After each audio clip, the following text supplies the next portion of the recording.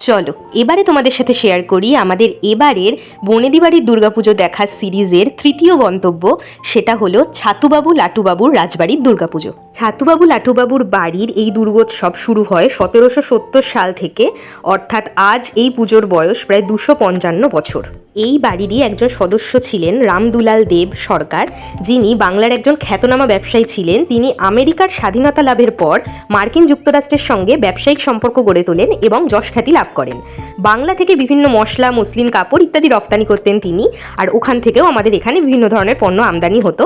বিদেশিদের সঙ্গে তিনি তার এই আমদানি রপ্তানির ব্যবসায় যে যশ খ্যাতি লাভ করেছিলেন, শোনা যায় যে তাকে বলা হতো বাংলার প্রথম কোটিপতি। তিনি এতটাই লাভবান হয়েছিলেন।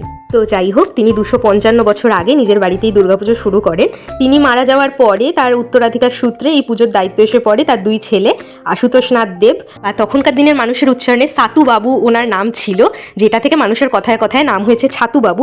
এবং তার দ্বিতীয় পুত্র ছিলেন প্রমথনাথ দেব বা লাটুবাবু, যিনি লাটুবাবু নামে পরিচিত ছিলেন। কলকাতার দুই বাবু কালচারের দিকপালি নাকি ছিলেন এই দুই ভাই। এদের সময় এই বাড়ির পুজো বিখ্যাত হয় সবার কাছে এবং পরিচিত হয় ছাতুবাবু লাটুবাবুর রাজবাড়ির দুর্গোৎসব নামে। আমাদের নিজেদের ক্যামেরায় খুব ভালো ছবি আসেনি, আর অনেকটা দূর থেকে যেহেতু তুলতে হচ্ছিল তাই আরোই ভালো আসেনি। তবে বলা হয় এই রাজবাড়ির প্রতিমাটি একচালার। এখানে লক্ষ্মী এবং সরস্বতীকে পুজো করা হয় মা দুর্গা দুই সখী জয়া এবং বিজয়া রূপে। এখানে নাকি 108 রূপোর প্রদীপ জেলে সন্ধি পুজো হয়।